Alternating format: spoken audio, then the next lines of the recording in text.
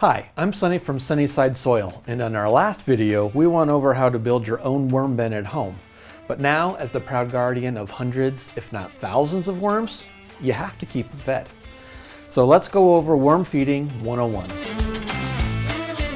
Generally, you want to stick with fruits and vegetables. Scraps from your kitchen or veggies that went bad in your fridge are ideal. But there are some things that you want to avoid. Now, some people are going to leave hate comments on this one, but don't feed them potatoes, onions, Brussels sprouts, cabbage, or anything in the cabbage family. Okay, you can feed them these foods and they won't harm the worms, but they do have antibacterial components in them, so the worms will leave them alone until the enzymes start breaking down.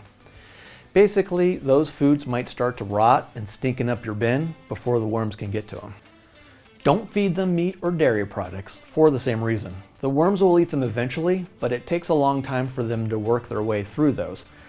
And it's more likely that maggots and rats will find the meat before your worms can get to them. One food that can actually harm your worms is hot chili peppers. The naturally occurring oil in the pepper can hurt and even kill your worms. Now, there's some debate about if you should feed your worms citrus. Eating it probably won't hurt the worms, but the question is whether the castings they produce after eating the citrus are too acidic and could harm your plants. There are people who feel strongly on both sides of the debate, and honestly, I'm not sure where I land on it.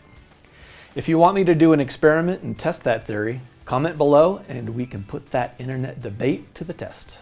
The other question people ask a lot is how often should they feed their worms? The honest answer is it depends on how many worms you have and how happy they are in their bin. Is it the perfect temperature in there? The perfect humidity? Happy worms just eat more food. But a good rule of thumb is to feed them a layer of food once a week. But before you add more food, check to see if they ate last week's scraps first. You don't want to have too much food piled up in your bin uneaten because your bin will start to stink. Okay, now you know how to build and care for your worms. In our next video, we're going to go over the most common problems in a worm bin and how to fix them. So be sure to subscribe so you don't miss it.